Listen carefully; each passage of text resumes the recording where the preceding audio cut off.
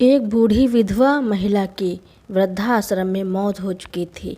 वृद्धाश्रम के लोग उनके बेटे को फ़ोन करते हैं कि आपकी माँ का निधन हो गया, लेकिन मूसलाधार बारिश होने के कारण रेशमा जी का बेटा रोहन वहाँ नहीं समय पर पहुँच पाया, जिसके चलते उनका अंतिम संस्कार वृद्ध आश्रम के लोगों ने ही कर दिया। रेशमा जी एक 60 वर्षीय बुजुर्ग महिला थी। जब उनका बेटा 5 साल का ही था तब उनके पति का निधन हो गया था। रेशमा जी पर रिश्तेदारों ने दूसरी शादी करने का दबाव बनाया, लेकिन उन्होंने फैसला लिया कि वह दूसरी शादी ना करके अपने बेटे रोहन का ही पालन पोषण करेंगी और अपने बेटे को माँ और पिता दोनों का प्यार देंगी। ज़्यादा पढ़ी लिखी तो नहीं थी, लेकिन अचार बहुत अच्छा बनाती थी, इसलिए घर पर ही रहकर अचार बनाना शुरू कर दिया था।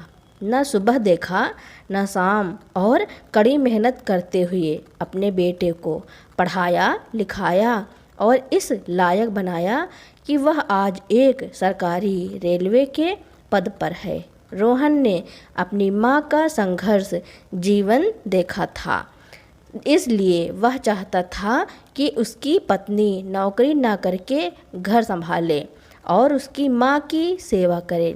परंतु रोहन का यह मात्र प्रेम गुड़िया को कतई पसंद न था और इस बात ने गुड़िया को और भी अधिक चिड़चिड़ा बना दिया था। एक दिन सुबह सुबह रेशमा जी पार्क में मॉर्निंग वॉक पर जाने के लिए तैयार हो रही थी। वह रोज नियम से मॉर्निंग वॉक पर जाती थी। अभी दरवाज़ा हल्का सा खुला ही था कि उनकी बहू गुड़िया अपने पति से कहने लगी, मैं तो रोज़ सुबह की खटपट से परेशान हो गई हूँ। सुबह सुबह सोने भी नहीं देती। तुम्हारी माँ खुद तो मॉर्निंग वॉक के लिए पार्क निकल जाती हैं और दिन भर मैं ही सारा काम करने में लगी रहती हूँ। सारे घर का काम मुझे ही देखना होता है। लेकिन गुड़िया, ऐसा तो नहीं है कि पूरे घर का काम तुम ही करती हो। झाड़ू पोछा और बर्तन के लिए तो काम वाली बाई रखी हुई है, और मुझे मालूम है कि सब्जी साफ करना और काटने जैसे कुछ काम तो मेरी माँ भी करवाती है। लेकिन तुम हो कि सुबह सुबह चिल्लाना शुरू कर देती हो। अरे, पोछा और बर्तनों के अलावा भी बहुत सा काम होता है। घर से तुम्हारी माँ तो सुबह बाहर निकल जाती हैं, मॉर्निंग वॉक के बहाने लोगों से गप्पे मारती हैं। तब तक मैं सारा काम निपटा चुकी होती हूँ। मुझे तो एक बात समझ नहीं आई, जब इनका घर में दिल लगता ही नहीं तो तुम इन्हें किसी वृद्धाश्रम में क्यों नहीं छोड़ते? वहाँ इन्हें इनकी उम्र की सहेलियाँ भी मिल जाएंगी। गुड़िया, मैं तुमसे कितनी बार कह चुका हूँ कि मेरी माँ के बारे में ऐसी बातें मत किया करो। मुझे तो समझ नहीं आता है कि मैं तुमसे बात करके सिर्फ इरिटेट हो रहा हूँ। तुम्हारा तो यह रोज़ का काम है। अब थोड़ी देर शांति से मुझे सोने दो। रेशमा जी अपने बेटे और बहू की सारी बातें सुन चुकी थी, लेकिन वह जानती थी कि यह तो उनकी बहू का रोज़ का काम है। उसने घर का माहौल ही ऐसा बना रखा है कि वहाँ कोई शांति से रह नहीं सकता था, इसलिए थोड़ी देर शांति में रहने के लिए पार्क चली जाया करती थी। बरसों पहले उनके पति की मृत्यु हो चुकी थी। इकलौते बेटे रोहन के अलावा उनका था ही कौन? रोहन उन्हें उनकी शादी के 12 साल बाद मन्नतें मांग कर मिला था। यदि वह उसके साथ न रहती तो फिर कहाँ जाती? रोहन भी अपनी माँ का पूरा ख्याल रखता था। रोहन और गुड़िया की एक बेटी थी, पीहू, जिसे अपनी दादी का साथ बहुत अच्छा लगता था। लेकिन रोहन की पत्नी गुड़िया को अपनी सासू माँ फूटी आँख नहीं सुहाती थी। जब रेशमा जी पोती के साथ हंसती मुस्कुराती तो बहू उसे घूरती रहती थी और वो सहन कर जाती। पीहू अपनी दादी से इतना अधिक प्यार करती थी कि एक पल भी वह उनके बिना बिताना नहीं चाहती थी। यही बात गुड़िया को अच्छी नहीं लगती थी। रोहन जब भी शाम को दफ्तर से लौट कर आता तो अक्सर उसके सामने एक ही रट लगाए रखती थी कि मैं तो तुम्हारी माँ का काम करते करते थक चुकी हूँ। तुम्हारी माँ तो दिन भर पड़े पड़े खांसती रहती हैं, अब मुझे इनसे छुटकारा चाहिए। रेशमा जी की हमेशा यही कोशिश रहती कि उनकी बहू पर काम का बोझ कम से कम रहे। तबीयत ठीक रहती तो बहू के साथ वह काम में हाथ बटा दिया करती थी। जब भी काम वाली बाई छुट्टी पर रहती थी तो बिना देर किए बर्तन भी साफ कर दिया करती थी। लेकिन बहू के ऊपर तो जैसे उन्हें वृद्धाश्रम भेजने का भूत सवार हो गया था, जिस कारण घर में हमेशा कलह रहता था। पर रोहन यह बात मानने को बिल्कुल तैयार नहीं था। इसी प्रकार ही काफ़ी समय व्यतीत होता रहा। आज गुड़िया के कुछ रिश्तेदार उसके घर आए हुए थे तो रेशमा जी को उस समय खांसी आने लगी। काफ़ी देर तक ज़ोर ज़ोर से खांसती रही। उस समय तो गुड़िया ने कुछ नहीं कहा, किंतु रात को जब रोहन घर लौटा तो गुड़िया ने फिर से हंगामा शुरू कर दिया और जिद ठान ली कि अब वह माँ जी को वृद्धाश्रम भेजकर दम लेगी। रात को जब सब लोग सो गए थे तो रोहन पानी पीने के लिए अपने कमरे से बाहर आया। देखा तो माँ के कमरे की लाइट जल रही थी। रोहन ने अंदर जाकर देखा तो उसकी माँ किसी गहरी सोच में डूबी थी। रोहन माँ के पास जाकर उनकी गोद में सर रखकर लेट गया। क्या हुआ माँ, कोई परेशानी है? बेटा, मैं सोच रही हूँ कि केवल मेरी वजह से तुम दोनों में रोज़ कलेश होता है। घर का वातावरण खराब हो चुका है। बेटा, मैं तो अपनी ज़िंदगी जी चुकी हूँ। अब मेरी केवल एक ही इच्छा है कि तुम सब हंसी खुशी से रहो। इसलिए यह मैं चाहती हूँ कि तुम मुझे बनारस के वृद्धाश्रम में छोड़ आओ। लेकिन माँ, मैं जीते जी आपको अपने से अलग कैसे कर सकता हूँ? मुझे तो आप मेरी जान से भी ज़्यादा प्यारी हो। आज मैं जो कुछ भी हूँ आपके ही परिश्रम का फल है। मैं आपके कर्ज से कभी मुक्त नहीं हो सकता। लेकिन बेटा, इस घर का कलह भरा वातावरण मुझे रास नहीं आ रहा। मैं केवल कुछ ही समय के लिए वहाँ जाना चाहती हूँ।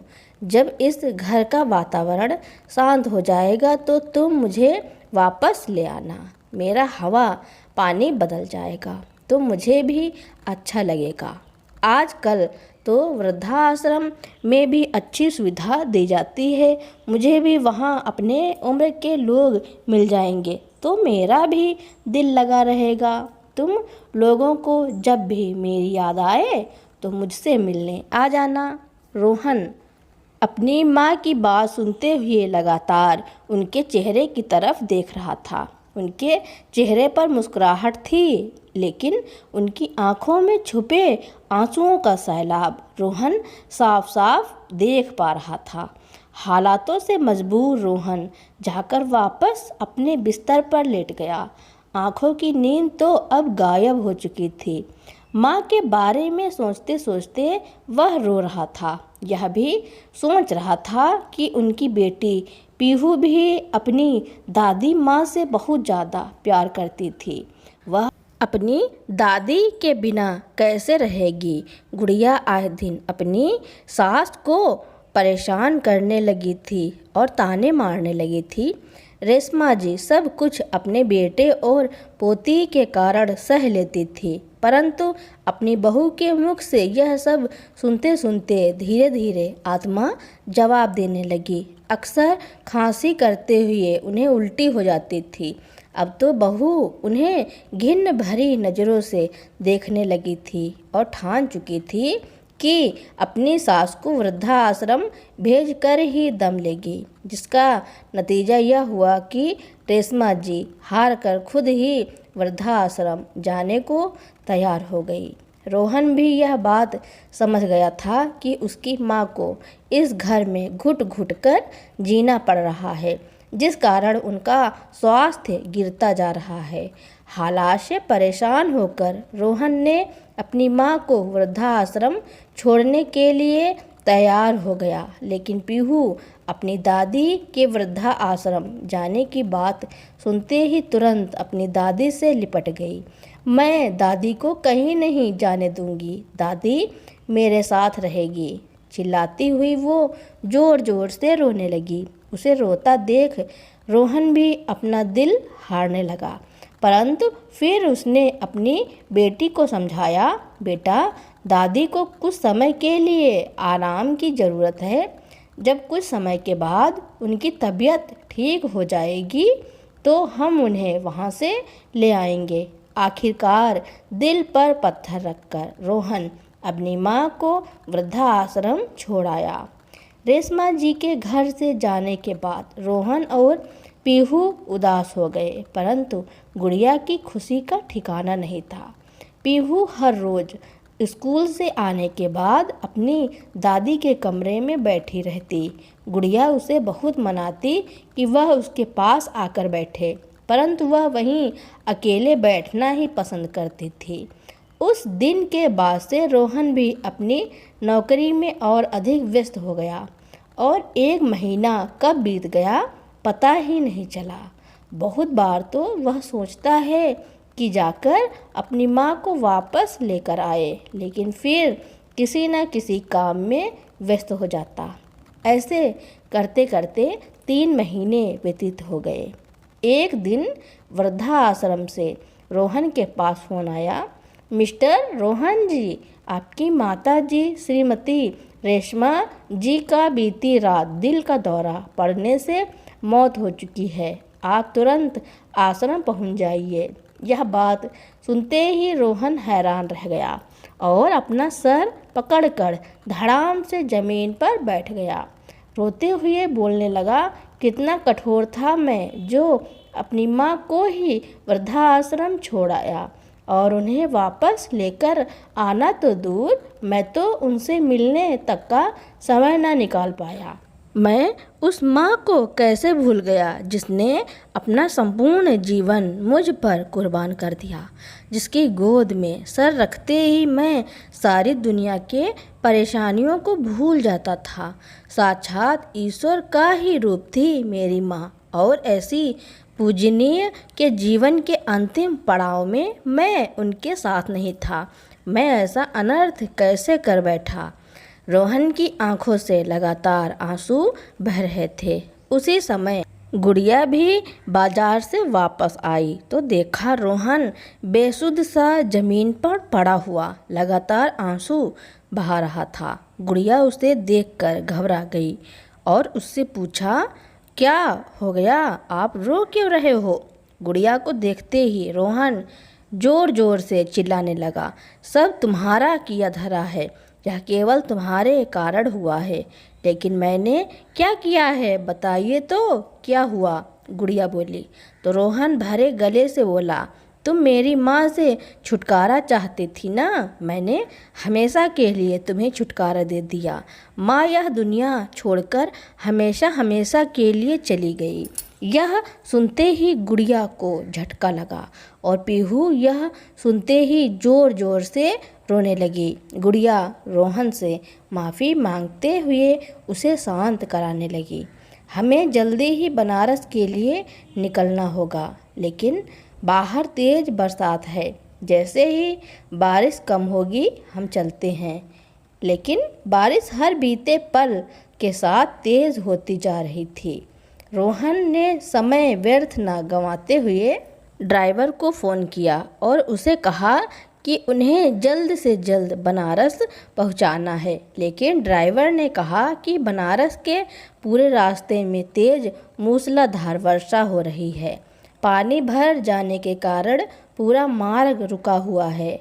बाढ़ की स्थिति बनी हुई है। ऐसे में घर से बाहर निकलने का मतलब है किसी मुसीबत को बुलावा देना। हमें कुछ देर के लिए बारिश कम होने का इंतज़ार करना पड़ेगा। उधर वृद्धा आश्रम से रोहन के पास दोबारा फ़ोन आया कि यदि वो लोग सुबह तक नहीं पहुंचते हैं तो आश्रम के अधिकारी ही स्वयं रेशमा जी का अंतिम संस्कार कर देंगे। लेकिन बारिश कम होने का नाम ही नहीं ले रही थी। दुखी मन से रोहन बैठा हुआ यही सोच रहा था कि कब बारिश खत्म हो और कब वो यहाँ से चले। आत्मग्लानि से वह केवल उस समय को कोस रहा था जब वह अपनी माँ को वृद्धा आश्रम में छोड़कर आया था। सारी रात बीत गई और सुबह हो चुकी थी, लेकिन अभी तक मूसलाधार बारिश नहीं रुकी थी। अब सुबह तक उनका जाना संभव नहीं हो पाया तो आश्रम में उनकी माँ का अंतिम संस्कार कर दिया गया। 2 दिन बाद रोहन अपने परिवार के साथ आश्रम पहुंचा और रोहन अपनी माँ की अस्थियां गंगा में प्रवाहित करके रोने लगता है। खाली हाथ वापस आ गया। घर आकर रोहन और गुड़िया बहुत दुखी थे। रोहन का किसी काम में मन नहीं लग रहा था, लेकिन इस घटना ने पीहू को तो झकझोर कर रख दिया।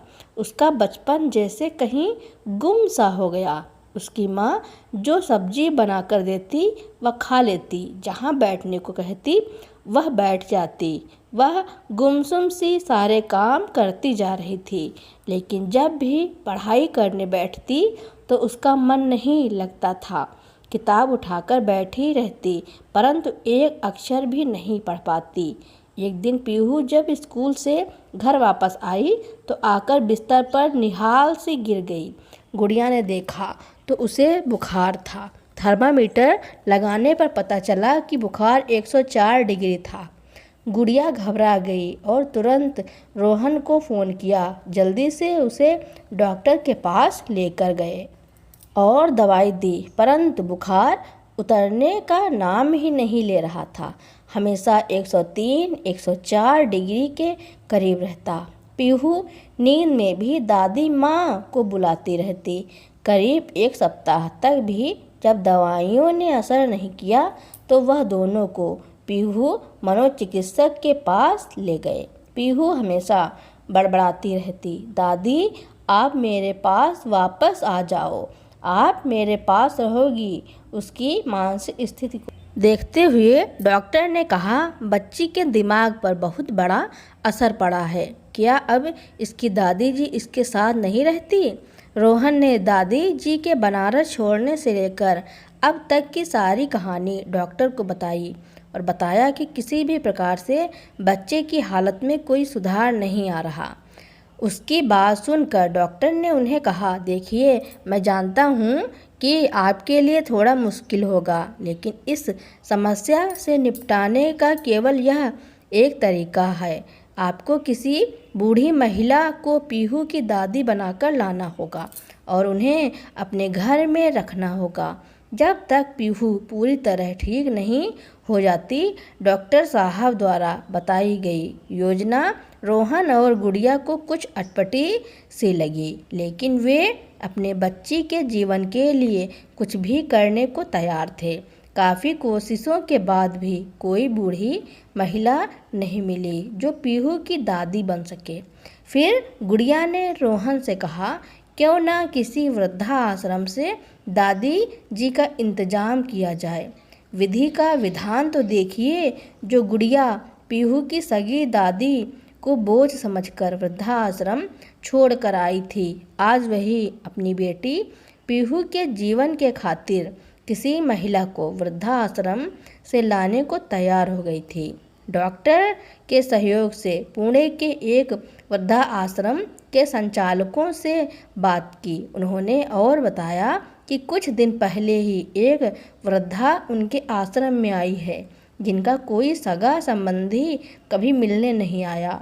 वह कुछ समय पहले उन्हें सर में चोट आई थी जिस वजह से उनकी याददाश्त जा चुकी है। वह अकेली हैं। अगर आप इन्हें घर में रखेंगे तो आपको कोई असुविधा नहीं होगी। वह बहुत ही हंसमुख हैं। रोहन डॉक्टर साहब के साथ सुनैना जी से मिलने गया, जो पीहू की दादी बन रही थी। रोहन ने देखा कि वह बहुत मोटी हैं। उनके सर के बाल भी छोटे थे और वह चश्मा लगाती थी। उनके चेहरे पर कुछ चोट के निशान थे। वहाँ से आने के बाद रोहन ने डॉक्टर साहब को बताया, मेरी माँ के बाल बहुत लंबे थे। वह बहुत ही पतली थी और चश्मा नहीं लगाती थी। पता नहीं पीहू उन्हें अपनी दादी मानेगी या नहीं। तो डॉक्टर साहब ने कहा, आप सब मुझ पर छोड़ दीजिए। डॉक्टर साहब ने सुनैना जी को अपने साथ बिठाकर उन्हें पीहू से मिलवाया। पीहू ने पूछा कि आप तो भगवान जी के पास चली गई थी ना, वापस कैसे आ गई? और आप इतनी मोटी कैसे हो गई? आपके बाल कहाँ गए? डॉक्टर ने कहा, पीहू तुम बीमार हो गई थी ना, इसलिए भगवान जी ने इन्हें तुम्हारे लिए वापस भेज दिया। यहाँ आश्रम में इन्होंने अपना खूब ध्यान रखा। व्यायाम करके इनकी सेहत बहुत अच्छी हो गई। इनके साथ रहकर तुम भी इनकी जैसी स्वस्थ हो जाओगी। यह बात सुनकर पीहू बहुत ही खुश हुई और दादी जी के गले लग गई। वह अपनी माँ को कहने लगी, मुझे बहुत भूख लगी है, घर चलो, मैं और दादी एक साथ खाना खाएंगे।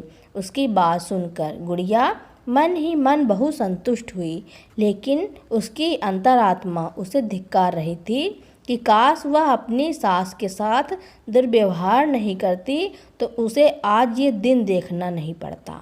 सुनैना जी बहुत जल्दी ही घर में रच बस गई। पीहू भी उनके साथ बहुत जल्दी घुल मिल गई। सब कुछ पहले जैसा होने लगा, लेकिन गुड़िया पहले जैसी नहीं रही थी। वह ना तो दादी जी को कोई कड़वी बात और ना ही उन्हें बोझ समझती, बल्कि उनका पूरा ध्यान रखती। लेकिन पीहू को अपनी दादी में एक परिवर्तन नजर आया। वह सोचने लगी कि उसकी दादी तो उसे संस्कृत विषय पढ़ाती थी, लेकिन अब वह सब कुछ भूल गई। रोहन ने उसे समझाया कि अब दादी जी पहले से ज़्यादा बूढ़ी हो गई हैं और इस उम्र में याददाश्त कमज़ोर हो जाती है, इसलिए तुम्हें पढ़ा नहीं पाती हैं। फिर पीहू कहने लगी, कोई बात नहीं पापा, फिर मैं भी बहुत खुश हूँ। अब मम्मी भी दादी जी को डांटती नहीं हैं। रोहन के मन में एक बहुत बड़ी कसक थी कि काश ऐसा वातावरण मेरी माँ के समय में भी होता। उसे रह रहकर अपनी माँ की याद आती रहती और बार बार उसका मन आत्मग्लानि से भर उठता था। कभी कभी तो अकेले में दुखी होकर उसकी आंखों में आंसू आ जाते थे। आज रोहन सुबह उठा तो अपनी माँ को याद करके उदास हो गया। तभी पीहू उसके सामने मुस्कुराता चेहरा लेकर आ गई। क्या पापा, आप रो रहे हैं? अब तो दादी भी हमारे पास आ गई है। पापा, मेरे पास आपकी उदासी दूर करने का एक बहुत अच्छा आइडिया है। आप ऑफिस नहीं जाएंगे, हम सब शॉपिंग पर चलेंगे। मेरी और दादी की मनपसंद चीज़ खरीद कर लाएंगे और शाम को हम सब पार्क जाएंगे। रोहन भी बहुत उदास था तो कुछ देर सोचकर बोला, चलो भाई, आज तुम्हारी बात मान लेते हैं।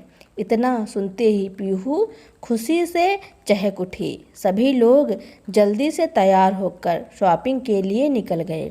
सभी का दिल उमंग और प्रसन्नता से भरा हुआ था।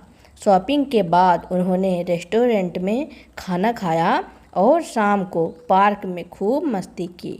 लौटने का समय हुआ तो सभी लोग गाड़ी में बैठने लगे। रोहन और गुड़िया गाड़ी में बैठ चुके थे और दादी जी जैसे ही गाड़ी का दरवाज़ा खोलने लगी तो पीहू ने देखा कि सड़क के दूसरी ओर आइसक्रीम पार्लर था। उसने अपनी दादी से कहा, दादी, आइसक्रीम खानी है, चलो ना। ऐसा कहते हुए वह उनका हाथ पकड़कर तेजी से दौड़ने लगी। दादी ने देखा सामने से तेज गति से कार बेकाबू होकर आ रही थी और पीहू को बचाने के इरादे से उन्होंने अपना हाथ तेजी से पीछे की ओर खींचा। पीहू तो गाड़ी से बच गई, लेकिन दादी माँ को गाड़ी से टक्कर लगी। वह कुछ दूरी पर जाकर गिरी और उनके सर से खून की धारा बह निकली। गुड़िया और रोहन एकदम घबरा गए। क्षण भर की भी देरी न करते हुए वे उन्हें लेकर अस्पताल पहुँचे। उन्होंने वृद्धाश्रम के संचालक को भी शीघ्र अस्पताल आने को कहा। डॉक्टर ने तुरंत उनका इलाज शुरू कर दिया और बताया कि उन्हें सर में ज़्यादा चोट आई है, जबकि शरीर पर ज़्यादा चोट नहीं है। कुछ समय बाद वृद्धाश्रम के संचालक भी पहुंच गए। रोहन ने देखा कि दादी जी के होंठ कांपने लगे थे और वह रूह रूह बोलने लगी। रोहन को यह शब्द सुनकर अपने कानों पर विश्वास नहीं हुआ, क्योंकि यह उसके बचपन का नाम है और इस नाम से केवल उसे उसकी माँ पुकारा करती थी। रोहन हैरान रह गया और बोला, इस नाम से तो मुझे मेरी माँ पुकारा करती थी। वृद्धा आश्रम के संचालक तुरंत ही सारा मामला समझ गए और बोले कि कुछ समय पहले इन माता जी का एक्सीडेंट हो गया था। उनके सर पर गंभीर चोटें आई थी, जिससे उनकी याददाश्त चली गई थी। मुझे लगता है कि वापस इस जगह चोट लगने के कारण उनकी याददाश्त वापस आ गई है। थोड़ी देर में दादी जी को होश आ गया और उन्होंने सभी को पहचान लिया और रोहन को देखते ही उनकी आंखों में आंसू आ गए। रोहन तुरंत अपनी माँ से लिपट गया और रोते हुए बोला, माँ, हम कभी नहीं बिछड़ेंगे। कुदरत भी हमारे प्यार के समक्ष हार गई माँ, क्योंकि जिस इंसान का अंतिम संस्कार हो चुका हो वह इंसान साक्षात जीवित सामने हो तो इससे बड़ा आश्चर्य इस संसार में क्या होगा। अपनी बेटी पीहू को देखकर रोहन बोला, बेटी, तुम्हारी दादी अब बिल्कुल ठीक है। पीहू यह सुनकर खुशी के मारे उछल पड़ी और सॉरी दादी कहकर अपनी दादी से लिपट गई। गुड़िया भी रोते रोते सासू माँ से कहने लगी कि अपने व्यवहार के लिए क्षमा मांगने लगी। इस दृश्य को देखकर वहाँ उपस्थित सभी लोगों का मन भर आया। सभी लोग रोहन और उसके परिवार को खूब बधाई दे रहे थे। पूरे परिवार की खुशी का ठिकाना नहीं था, लेकिन हैरानी की बात तो यह थी कि आश्रम वालों से इतनी बड़ी गलती कैसे हुई। यह जानने के लिए रोहन ने बनारस के आश्रम में फ़ोन किया और पूरी घटना बताई और गलती कहाँ पर हुई इसकी जानकारी मांगी। तो अगले दिन संचालक ने आकर के जो कुछ बताया वह आश्चर्यजनक था। आश्रम में रेशमा नाम की 2 महिलाएं थीं। मृत्यु रेशमा गुप्ता की हुई थी। जिस दिन रेशमा की मौत हुई उसी दिन ही आपकी माँ जी यानी कि रेशमा वर्मा जी का पैर फिसलने के कारण सर में चोट लग गई थी। क्योंकि चोट गहरी थी, इसलिए इलाज के लिए उन्हें पुणे के अस्पताल में भेजा गया और इलाज के बाद उन्हें वहाँ के ही वृद्धाश्रम में ठहराया गया। रेशमा जी का कोई भी सगा संबंधी नहीं था और आश्रम के प्रमुख देख रेख करने वाले कर्मचारी का तबादला हो चुका था। उनके स्थान पर जो नए सज्जन आए थे, उनकी अनभिज्ञता के कारण रजिस्टर में नाम के साथ दिए गए विवरण पर ध्यान न देने के कारण यह स्थिति उत्पन्न हुई। पुणे के वृद्ध आश्रम में आपकी माता जी सुनैना जी के नाम से ही प्रसिद्ध हो गईं, क्योंकि उनकी आंखें बहुत सुंदर थीं। ठीक होने के बाद याददाश्त जाने के कारण, अधिक मस्त रहने के कारण इनका शरीर मोटा हो गया। चेहरे पर चोट लगी थी, इसलिए चेहरे पर निशान पड़ गए थे और सर की चोट के कारण इनके बाल भी छोटे कर दिए गए। नज़र कमज़ोर होने के कारण आँखों पर चश्मा चढ़ गया। कुदरत का यह करिश्मा देखकर सब लोग हक्के बक्के रह गए। उन्होंने सपना में भी कल्पना नहीं की थी कि उनकी वह माँ, जिसका अस्थि विसर्जन भी कर आए थे, उन्हें जीवित मिल जाएगी। परंतु उनकी अनुपस्थिति में उनके परिवार में महत्व सभी लोग भली भांति जान चुके थे। और उधर गुड़िया यह सोच कर शर्म के मारे डूबी जा रही थी कि जिस माँ को वह बोझ समझकर वृद्धाश्रम छोड़ आई थी, आज उसी माँ ने उसकी बेटी को जीवन दान दिया था। रोहन और गुड़िया दोनों मन ही मन इस घटना के लिए स्वयं को दोषी मान रहे थे, परंतु दूसरी ओर उनके मन में तसल्ली थी कि आज माँ के कारण ही उनकी बेटी पीहू उनके सामने सही सलामत खड़ी है। आज सचमुच दादी माँ और पीहू दोनों का पुनर्जन्म हुआ था। खून के रिश्ते इतने सच्चे होते हैं, आज इस घटना ने साबित कर दिया। अब गुड़िया अपनी सासू माँ का पहले से ज़्यादा ख्याल रखने लगी थी।